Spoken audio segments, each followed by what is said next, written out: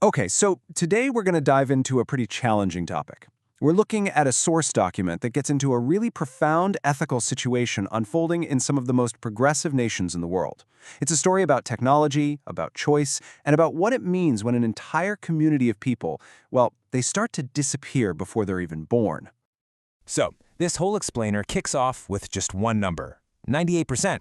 It's a figure that just hangs in the air, and you immediately have to ask, what is that? And there's your answer. According to this source, in Iceland, for a 4-year stretch, almost every single time a prenatal test came back positive for Down syndrome, the pregnancy was terminated. Out of 44 confirmed diagnoses, only 1 was carried to term. Just 1. So yeah, that number forces us to ask a really big question, one the source material spends a lot of time unpacking. How did we get here? This isn't just about Iceland, and it's not just about one statistic. It's about really understanding the systems, the technology, and the cultural attitudes that led to this moment.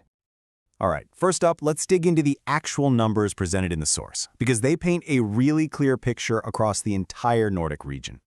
This table really breaks it all down, country by country. You can see Iceland and Denmark right there at the top. Screening is either universal or close to it, and the termination rates are just staggering, over 95%. And even in places like Norway and Sweden, where access to screening is a bit different, the decision to terminate after a diagnosis is still, by far, the most common outcome. And this chart, wow, this really shows you what that looks like in the real world. In a country like Denmark, you'd statistically expect about 250 babies with Down syndrome to be born each year. But the reality? It's closer to 25. That enormous gap you're seeing on the screen, that represents a population that's effectively being screened out of existence. So this gets to the heart of it, right? The source really pushes on this question. Are these numbers just the result of millions of people making their own free choices? Or are there deeper, maybe even invisible pressures that are nudging parents toward one particular path? The source points to this idea called intelligence bias. And what that means is it's this underlying belief in our society that a person's value is wrapped up in how smart they are, how productive they are. And so any kind of intellectual disability, like the one associated with Down syndrome, starts to be seen not just as a difference, but as a flaw, something wrong that needs to be fixed or, in this case, avoided altogether. And look, this isn't just some abstract theory. The source highlights testimony from a recent inquiry where nearly half, 49%, of families said they felt direct pressure from their doctors to terminate.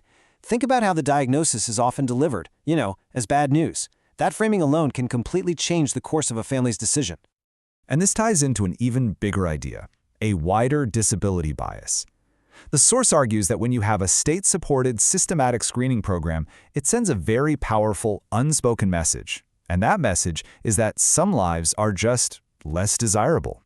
So undesirable, in fact, that they should be prevented from ever happening.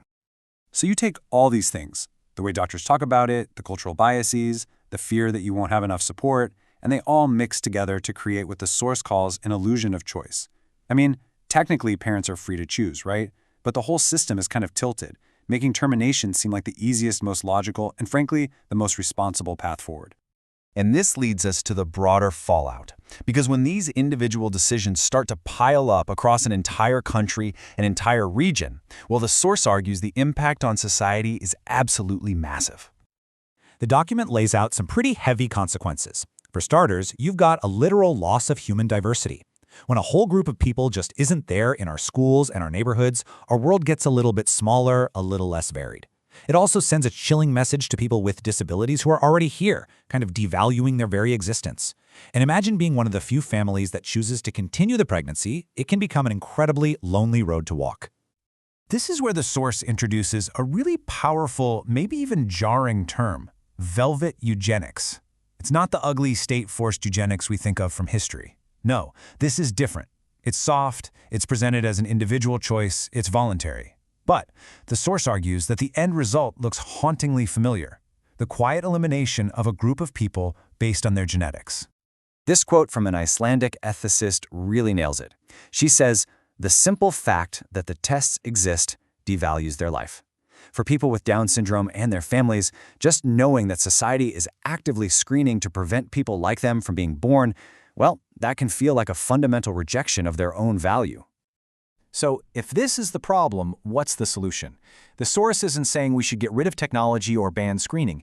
Instead, it suggests we need to completely reframe our entire approach to this issue. And a huge piece of that starts right in the doctor's office.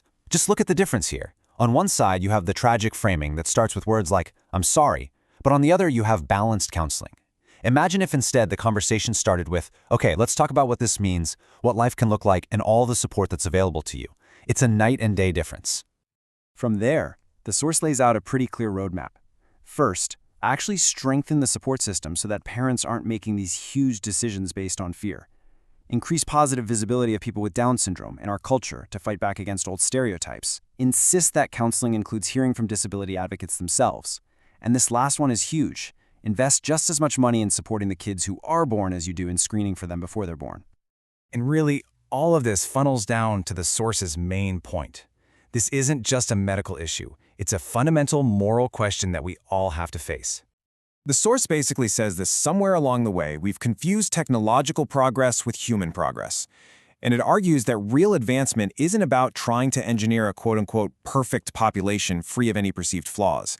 Real progress is about building a society that has the strength and the heart to welcome and cherish every single person in all their beautiful complexity.